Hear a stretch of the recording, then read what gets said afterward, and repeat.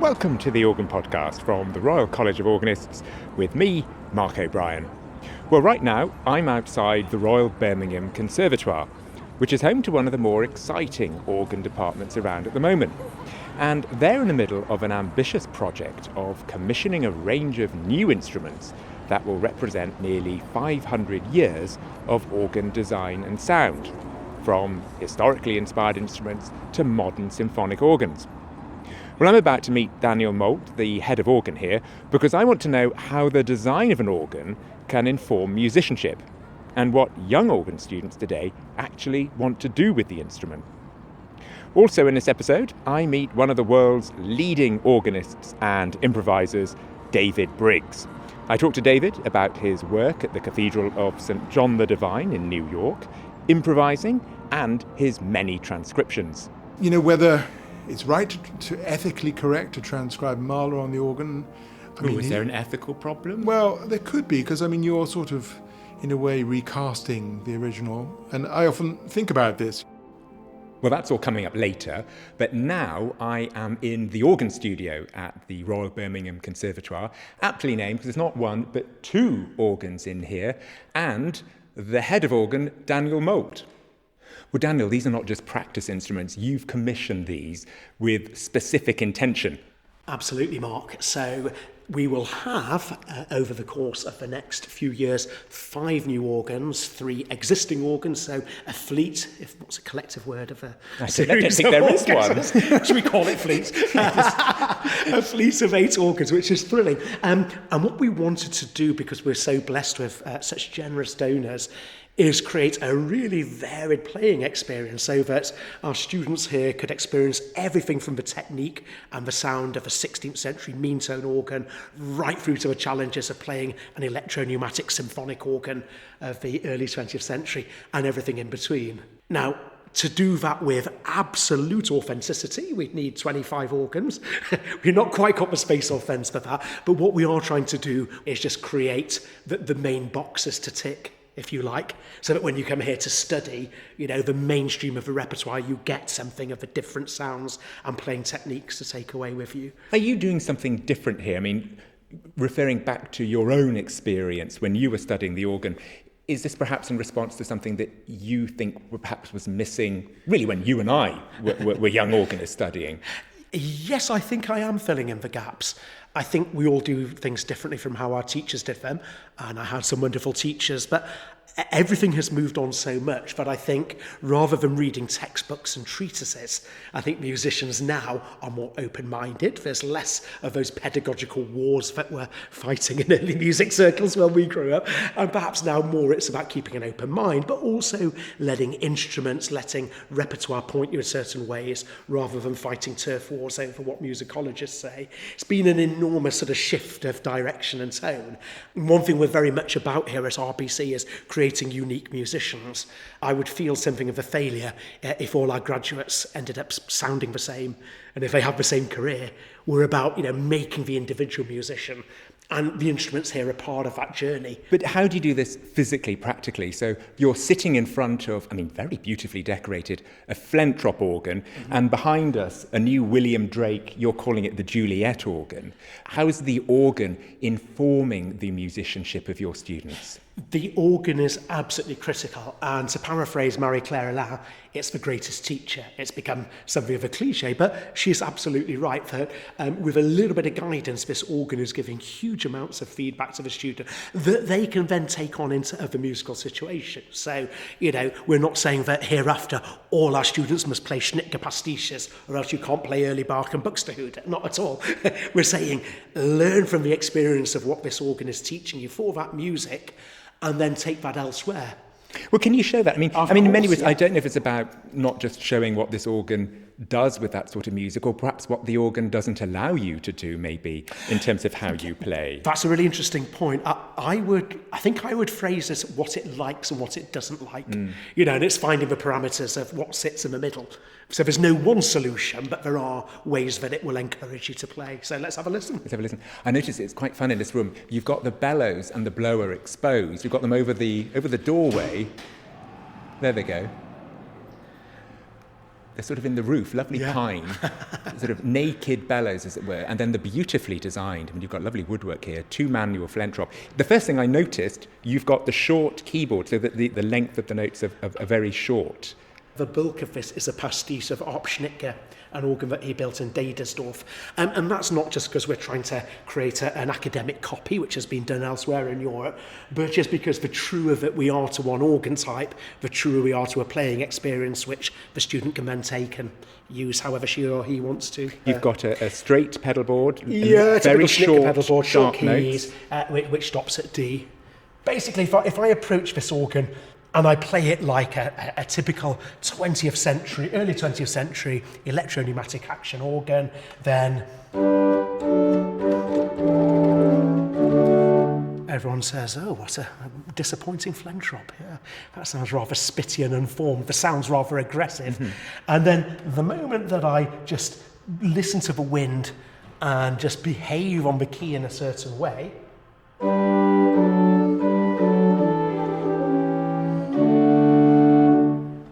hopefully you can hear that there's a warmer sound. So that's a physical response to the touch of the key. It's a physical response to the touch, absolutely. And also listening to what the wind does. And the easiest way to demonstrate this, actually, it's more obvious in a bigger sound. So if I just draw a plenum of sorts, and then I'm just going to play it as it comes.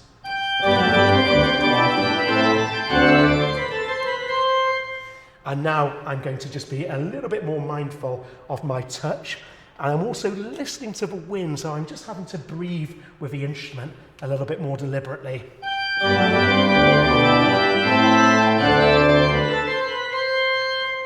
Oh yeah, there's a sort of subtle difference there, but I could maybe exaggerate a little bit more if I push the parameters.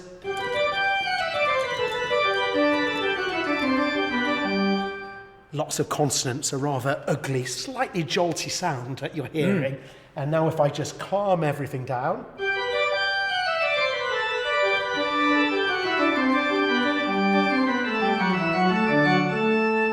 And do you find students coming here have this sudden shock when they're playing an instrument like this? Absolutely, and it reminds me of the first time that I played a very famous historic instrument in Amsterdam, and I sounded dreadful.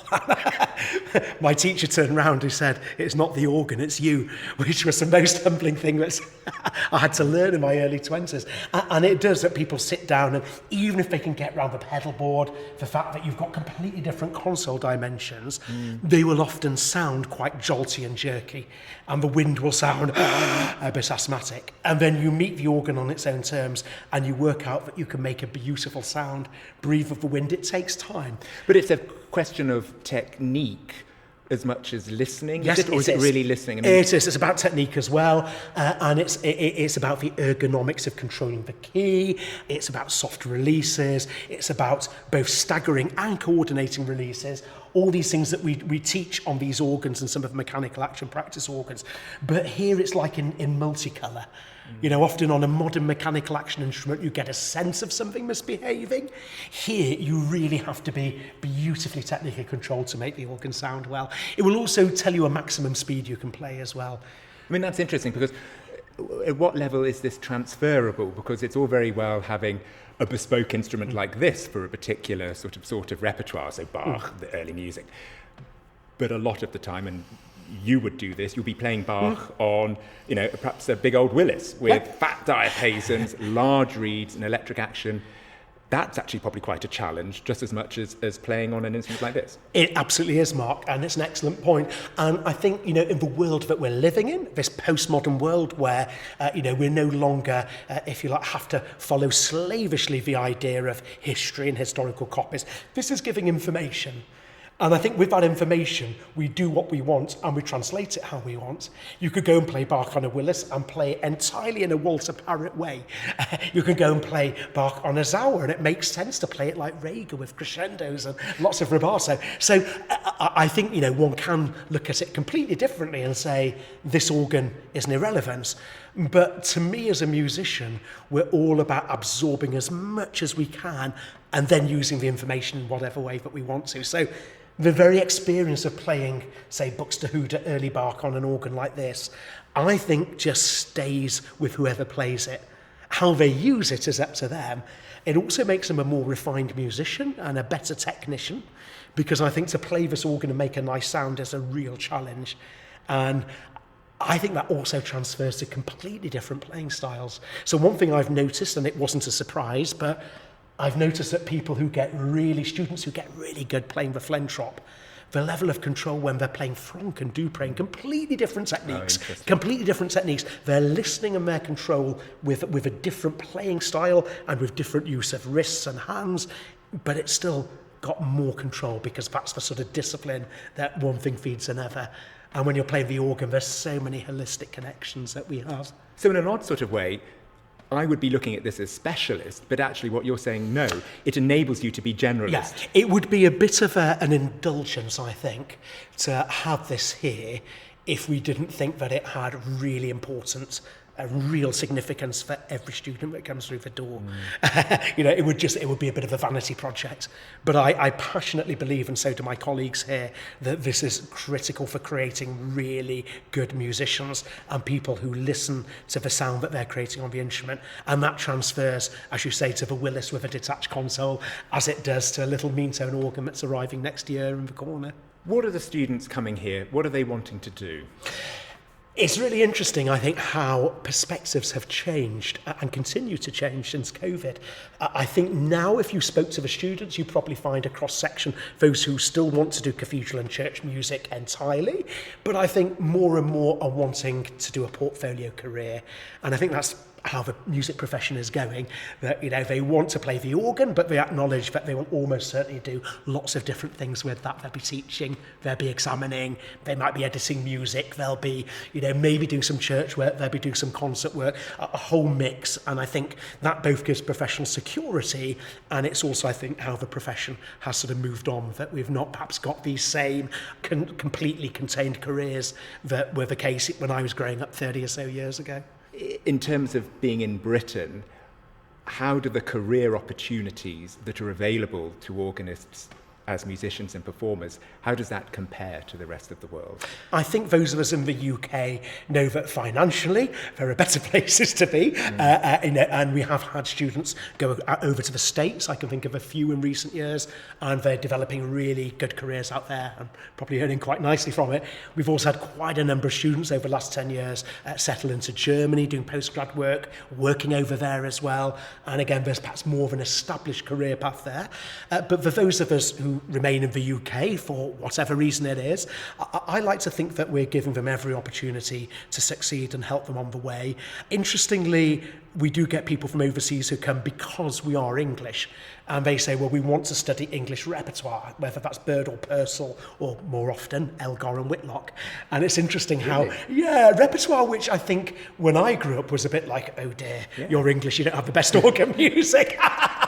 I think now in sort of mainland Europe and the States, there's a real embracing of that repertoire. And the best of it, I think, is very worthy. And, we've got a top German student coming over next year, and he's really fired up by going around the country, playing Elgar and Whitlock and Howells on organs that's appropriate, also coming here with a new Juliet Drake organ and playing Parry and Stamford and getting into that sound. I mean, you're right. I mean, when I was growing up, if in my organ class somebody played Whitlock, we would laugh at them.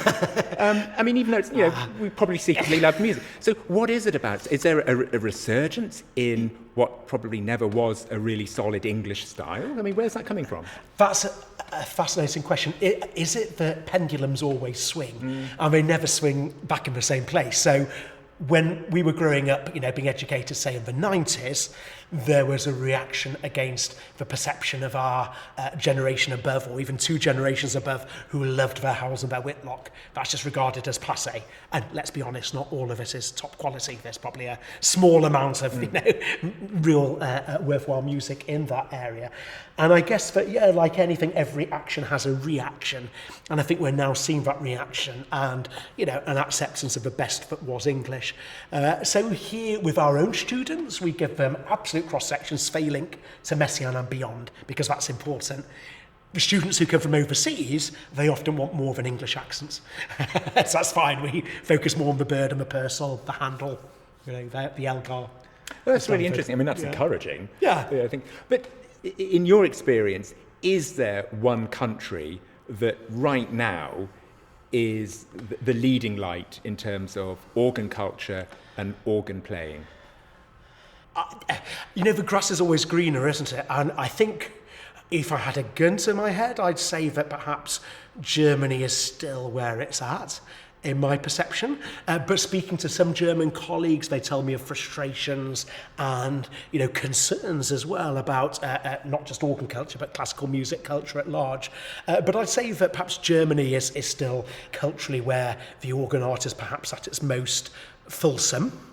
And I think what we want to do in Birmingham, what we've striven to do over the last 10 or 15 years, is adhere to that sort of philosophy that we treat the organ and organ playing very seriously in itself, whilst we acknowledge that the career of a concert organist is probably a bit of a bygone thing, but people will come here to invest in their playing as well. They have sessions with choral directing, harmony, everything else that makes up a musician, but the focus is on the organ. And the students you're getting, though, in terms of the general musical maturity that they would need outside of the organ repertoire, what are you learning from your students? I mean, are they coming with a diverse influence or a diverse musical influence? I mean, how would that compare with perhaps 2 or 3 generations ago? Is it more? Is it less? Are you having to fill in a lot of gaps, or are you surprised? I think maybe it's 50-50. I think the general standard of playing, both of people that we accept and also of young people at large, the sector, if you like, they're 18 to 25 at other institutions. My perception is that generally the standard of playing is higher and more polished than it has been. And I think the students are every bit, if not more, committed than when I was a student. I think maybe that generationally I'm very pro Generation X and Generation Z. I know there's lots of nasty attributes thrown at them in society, but I think by and large they are actually a sincere and a hard-working generation. There are gaps in their education because of the disgraceful collapse of so much music education outside the private sector. So that's a minus. Having said that, I have wonderful colleagues at the Conservatoire who still teach traditional history and harmony and counterpoint with an instrument focus. You're writing essays related to your instrument, so they will leave hopefully with the gaps filled that they didn't get at A level, and that's very important. And so in your position here, you're generally then encouraged by what you're seeing and what I guess is going to be the organist of the imminent future.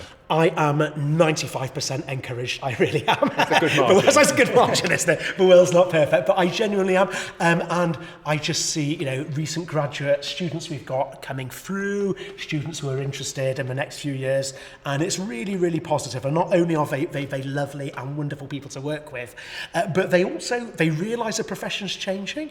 They realise there's easier ways to make money if that's all that life is about. But they are following their passion, and I think that's just wonderful.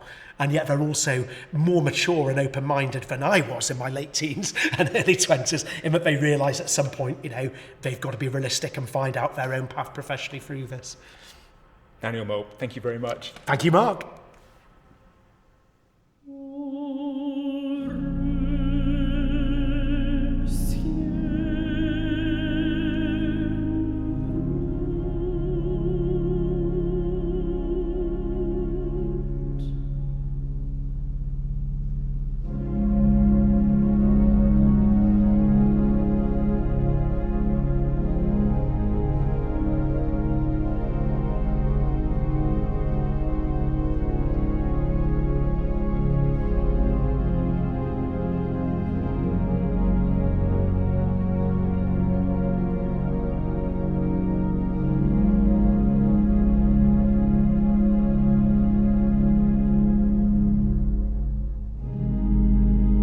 This is the 4th movement of Mahler's 2nd Symphony, transcribed for organ and played here by David Briggs on a recording made at Blackburn Cathedral.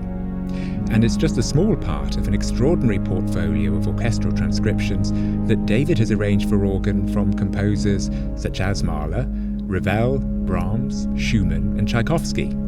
And this is alongside well over 60 of his own instrumental and choral compositions. Well, when he's not doing all of that, David is artist in residence at the Cathedral of St. John the Divine in New York and keeps up a demanding international recital career. And he's widely regarded as one of the finest improvisers in the world today. Well, I met up with David when he was over here in the UK recently, and I began by asking him about his role at St John the Divine. I love what the Cathedral stands for. I would say, in fact, that it's by far my happiest position so far. Wonderful liturgy, wonderful music, fantastic social awareness, great outreach, very, very liberal in all respects, but most of all, just the most fantastic people. And my position there is quite unusual, that I just play something like six or seven times a year. I always play at Christmas and Easter and play maybe 4 concerts a year. I write a couple of pieces for the choir each year. You know, it gives me time to be very flexible with my travelling schedule and time to write a lot as well. So, but when I am at home in New York, which is probably round about half of the year, I have pretty much unrestricted access during the evenings to rehearse in that building, and it's being there alone at night is just the most wonderful thing. But of course, the organ, the famous pipe organ there, has been out of action for a number of years. Yes. You're doing a lot of your work on an electronic, a digital organ, Yes, in the cathedral. You're absolutely right, Mark. We had a fire actually the day before Notre Dame. Oh, God.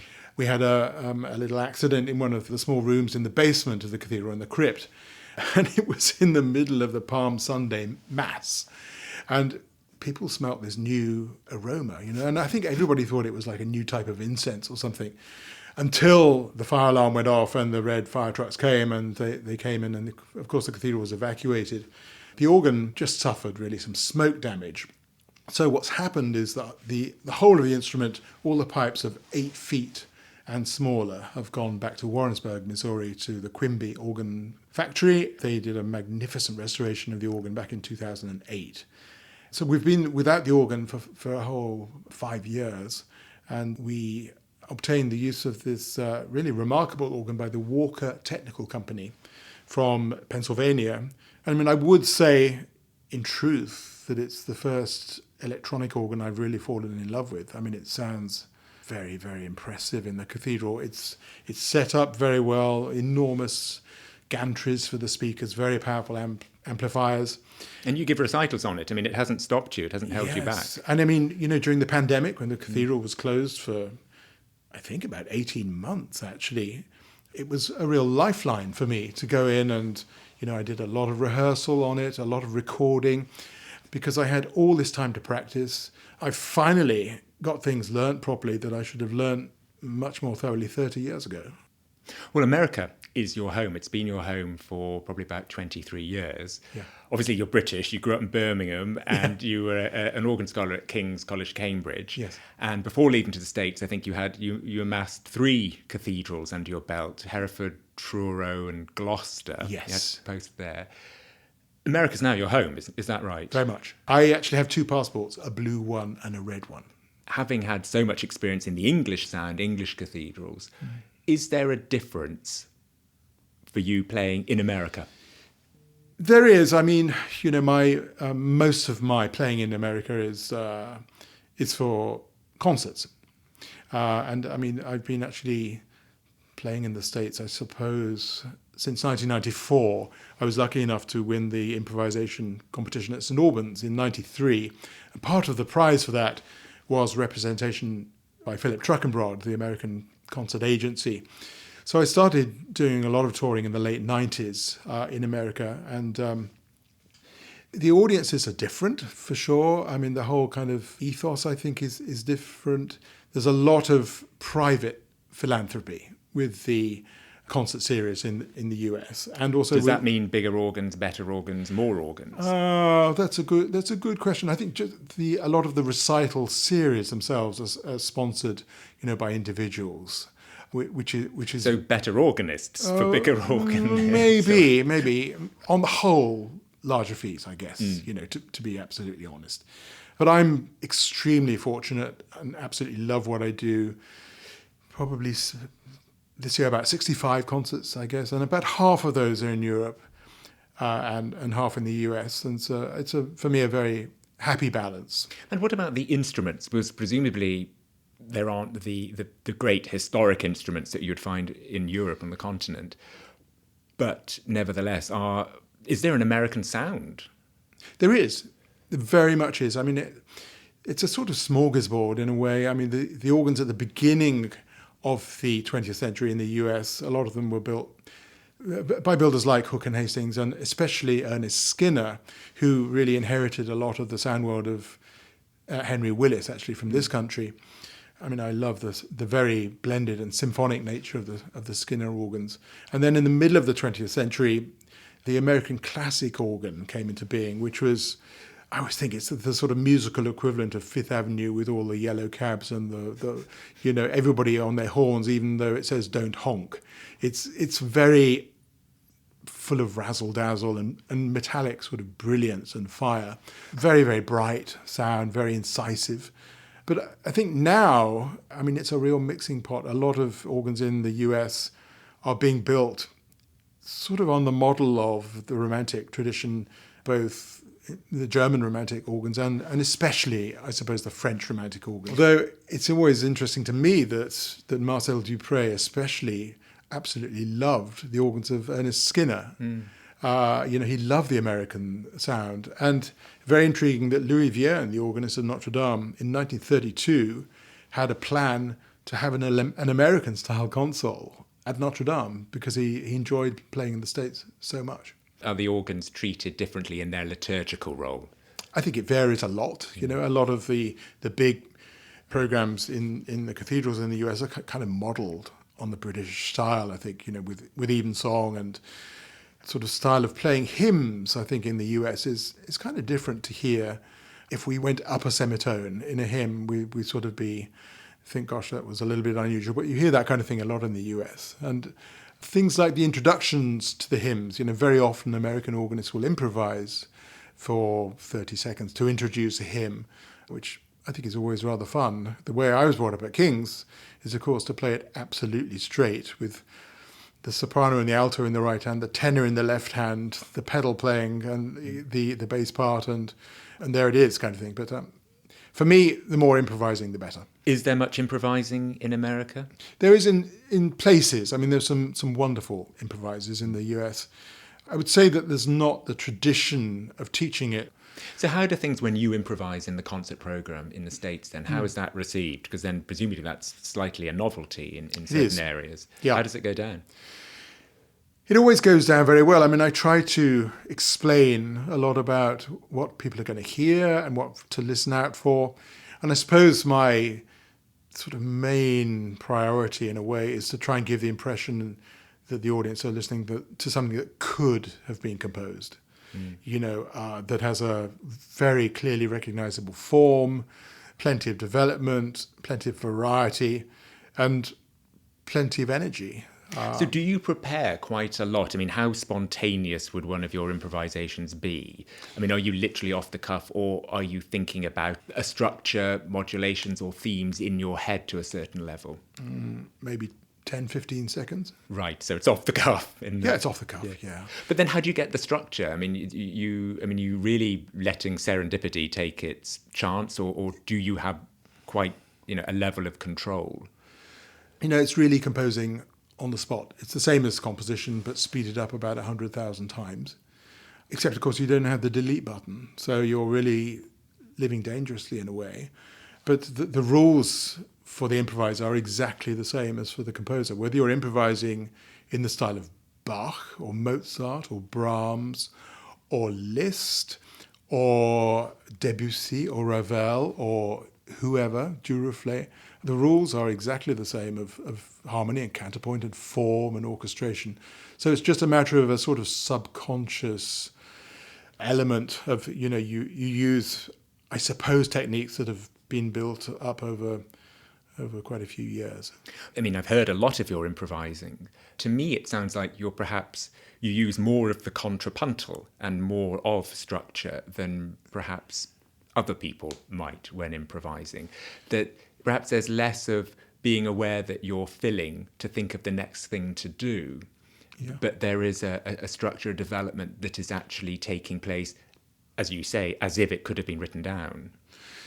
My teacher in Paris, Jean Langlais, he was all the time talking about counterpoint, multi-layering, so that, it's not always just the tune in the right hand, the harmonies in the left, and a bass line, but actually as if it was being played perhaps by 5 different people, all of whom have interesting linear lines development, so that it's a proper balance between the harmonic generosity and nuance and what's happening from the linear point of view.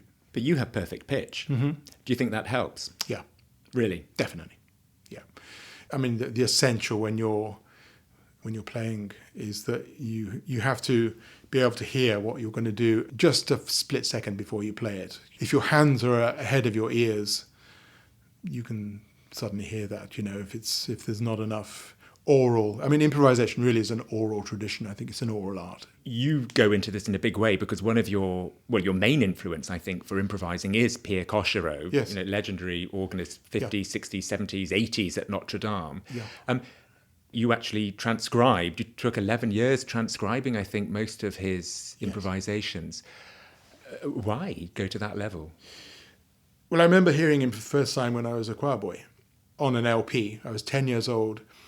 And my dad, I remember saying, gosh, he thought my headphones were like surgically attached to my head, because I was completely in love with his sound, with the harmonies, with the sound of the Notre Dame organ, with his absolutely incredible improvising.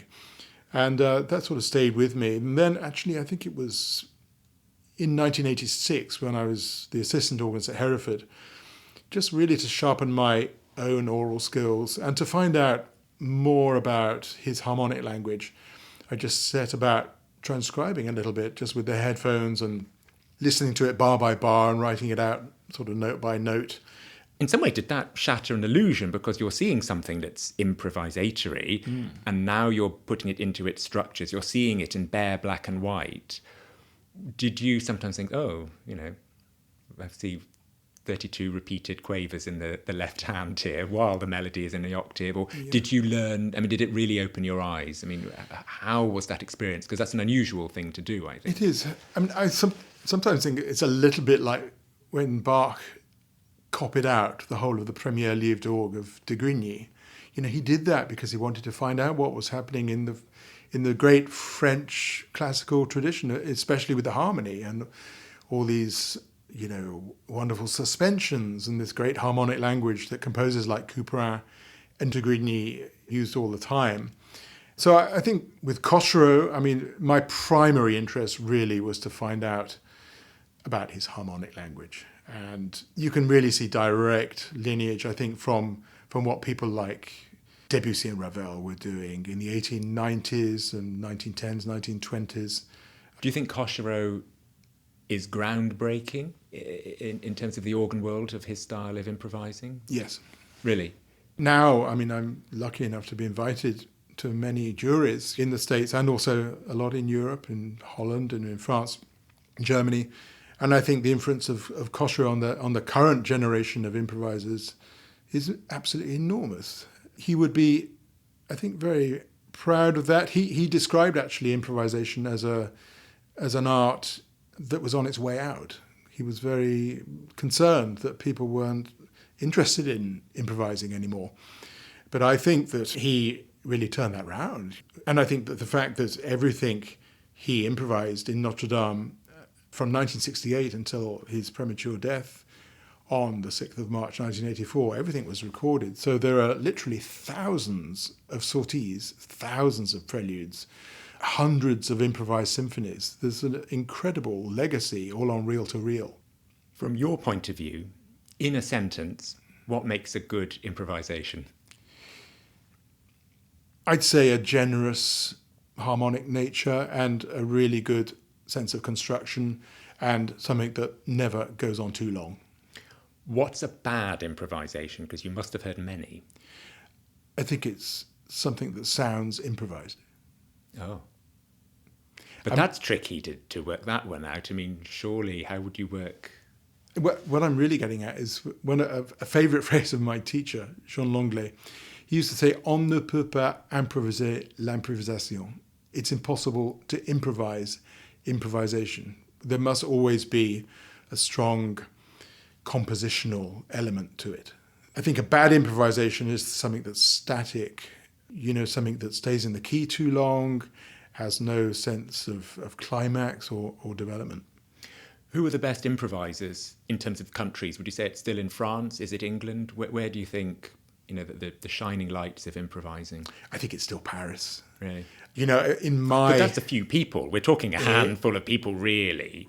Right, exactly. But I mean, they are iconic. People like Philippe Lefebvre and Olivier Latry and Vincent Dupois at Notre Dame. And in the younger generation, people like Thomas Hôpital at Saint-Eustache. I mean, incredible voices, really. Well, apart from improvising, probably one of the things you're most famous for is transcribing your transcription work. I mean, kind of on another level, really. I mean, 6 Mahler symphonies? I mean, these are huge projects that you do. I'm wondering, is the reason for that perhaps a response to something that you think is missing from the organ repertoire, that level of symphonic music? No. What is it? What's the reason you do all of this? I just love orchestral music. And you just want to play it? I just want to play it on my own instrument, yeah. I mean, I adore the organ, the indigenous repertoire for the organ. I mean, it's the best thing, I mean, it's so rich. I would be very happy, just playing that, of course. But I adore Mahler, and I adore Strauss, and I adore Debussy, and I adore Brahms. And, whether it's right to ethically correct to transcribe Mahler on the organ. Is there an ethical problem? Well, there could be, because, I mean, you're sort of, in a way, recasting the original. And I often think about this, and also with Cochereau, these transcriptions that I've made of music that is supposed to be was ephemeral when it was made. It wasn't invented to be transcribed. So. You're transcribed the Cochereau work. Yeah. You're transcribing. Hopefully, it's a faithful reproduction of what he did. Yeah. Mahler, very obviously, there aren't enough fingers and hands and feet to play the orchestral resources that he composed with. So I suppose you're having to reject just as much as what you think you want to include. And some people say, it's a reduction. But I think not so much a reduction as a recasting. I mean, a lot of it is due to the registrations you choose as well. And I mean, the work that I've done, I'm very faithful to the dynamics and the articulations and the tempi of the original. But the registration I just leave to the good taste of the performer, because I think it's so different at every location. It depends what organ you're playing, and depends on the acoustic and so on. Presumably it's very restrictive. I mean, Elgar I can get, but Mahler too. I mean, you do need a St. John the Divine or a St. Paul's Cathedral really to pull something like that off. You need something with a lot of colour. I mean, it's not the same as the orchestra. That's not really the intention. But because I wonder, because I mean, I think for a lot of people, Mahler is quite hard work, even, if the Berlin Phil are doing it. Mm-hmm. If you're in a church or a cathedral, that must be very difficult. I mean, if it's not really like an old-fashioned Victorian transcription, bringing music to the masses because, they can't go and hear an orchestra, then what are they supposed to get from that then? Well, it's different to the orchestra, of course, but I think they should be aware of an equally large palette of colour to the orchestra. The end of Mahler 2, the last 10 minutes on the tutti of a really great organ with a great choir. I mean, it's kind of stunning because the music itself, the raw material is so stunning. But how do you do it? I mean, are you there with software and you've got a score, or are you there with a manuscript and a pen? The last time I used a pencil as a composer was in 2003. Right. Yeah. In my job, I travel a lot. So a lot of transcriptions, a lot of new music that I write is written in airport lounges, hotel rooms, transatlantic flights. It all goes straight into Sibelius for me, yeah. But you do a lot. So you're recycling all over the world. You take on commissions, you're transcribing, you're teaching, you compose, and interesting collaborations with organ and different instruments and choral works. Yes. What's next? Have you got anything still to do? I just like to keep doing what I'm doing. I mean, I'm extremely fortunate and I love what I do. And I've got a few more orchestral pieces I'd like to get under my belt. One of the best things about traveling a lot is just meeting all these wonderful people and then establishing new relationships and then maintaining them. So, I mean, a lot of the places I've played, I've been 3, 4, 5 times before, and I love that. And which bit out of all the things you do you love the most? Where are you most relaxed and fully David Briggs? I think in my imagination, I'm always in the organ tribune at Notre Dame. Well, that's a great place to leave it. David Briggs, thank you very much You're indeed. so welcome. Thank you. Well, that's all for now. Next time, I meet Hauptwerk genius Richard McVeigh, who's gone global with his YouTube platform, Beauty and Sound.